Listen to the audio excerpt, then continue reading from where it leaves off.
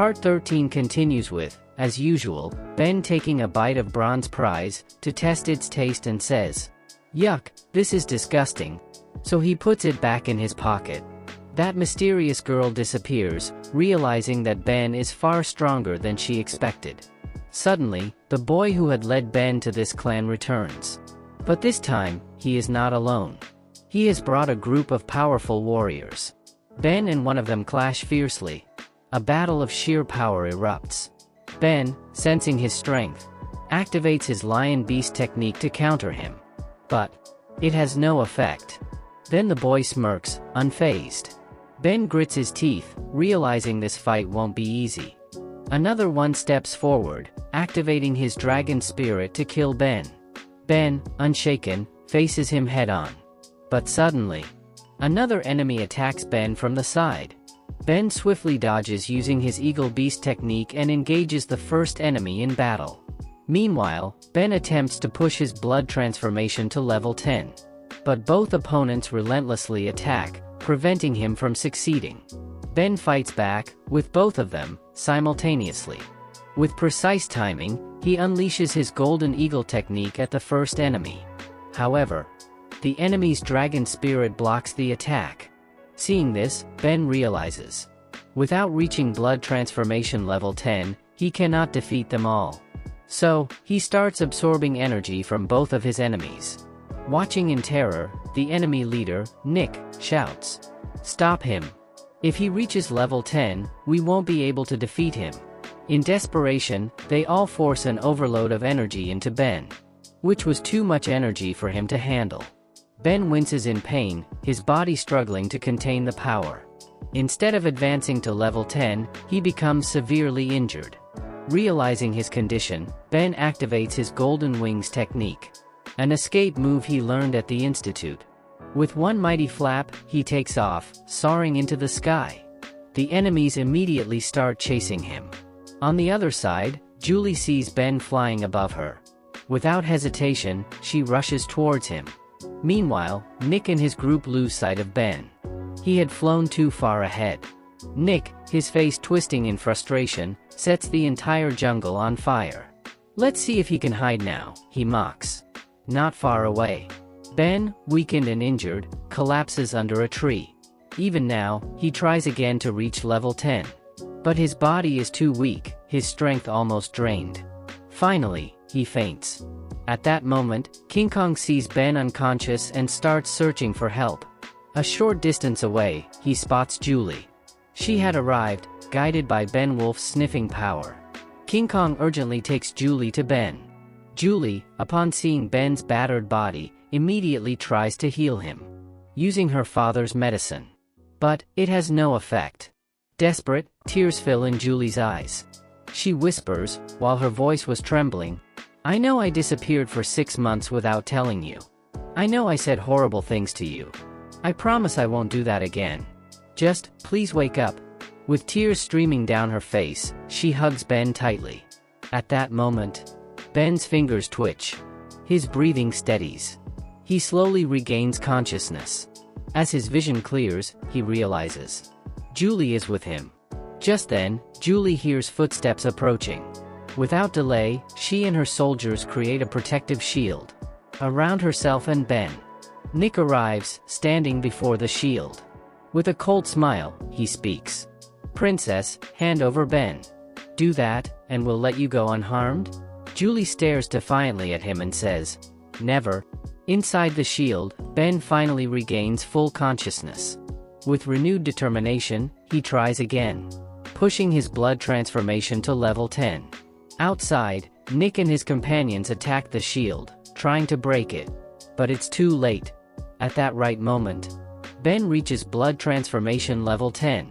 One of the enemies, using his Lion Beast technique, manages to shatter the shield. The explosion of force injures Julie slightly. Seeing her weakened and vulnerable, the enemies turn towards her, ready to finish her off. But before they can, in the blink of an eye, Ben blocks their attack, protecting Julie. His eyes burn with powerful energy. His aura was more powerful than ever. His voice, filled with unshakable rage, echoes through the battlefield. "You shouldn't have done that. Break time, with some interesting memes for you all. Comment your favorite one in comment section. If your partner says, "You're my world, don't get distracted," there are 8 more planets in the solar system. Spider in my room, after listening to my love story. If you've watched till here, I hope you are enjoying the video. So, please consider subscribing to our channel and let's continue. Ben turns to Julie, concerned. "You should sit down and heal yourself," he tells her gently. Julie hesitates but agrees. She steps aside, allowing Ben to deal with the enemies. Ben steps forward, radiating power. His level 10 spirit flares around him, a force so overwhelming that his enemies freeze in fear. "Impossible," one of them says. "People at level 10 are extremely rare, and incredibly powerful." Panic sets in. Some try to flee, but Ben blocks their path, while saying, "Leaving so soon?" with a smirk. A few enemies gather their courage and attack, but Ben effortlessly dodges their strikes and defeats them all. Seeing this, both the dragon and lion spirit warriors launch a combined attack. A devastating force rushes toward Ben. But Ben channels energy from within, unleashing a counterforce that deflects their attacks and forces them to their knees. One of them, the dragon spirit warrior, his pride shattered, glares at Ben and says, "I will never accept defeat from a traitor like you." Ben repeats, "Me, a traitor?" The warrior clenches his fists and says, "Nick told us, you were one who informed them about our formation and left, so the beasts could attack us. You abandoned us. You are the one responsible for it." At that moment, Julie steps forward and tells you're wrong. Ben isn't the traitor, then she shows. Nick is the real traitor. He's the one who killed Tree God, Liam, and betrayed us. The warrior's face pales. He lowers his head in shame. Now, with the truth revealed, Ben takes out the needles he had stolen in earlier parts. With swift, precise movements, he eliminates the remaining enemies. But in the chaos, Nick escapes. Ben watches him go, but doesn't chase. Instead, he turns to Julie, with a playful gesture on his face. "You worried about me?" he teases. Julie, crossing her arms, says, "Yes." After a brief moment, Ben decides to spare the dragon spirit warrior. He and Julie return to the city. Back in the city, people whisper in awe about Ben's strength. He had escaped the Yu clan's territory, unscathed. As Ben walks, his gaze lands on a familiar face. The girl from before, the one from whom he stole the cocoon. Ben says to Julie, "I'll be right back." Julie watches as Ben approaches the girl, who stands beside her grandfather. The girl steps forward and says, "My grandfather wishes to speak with you."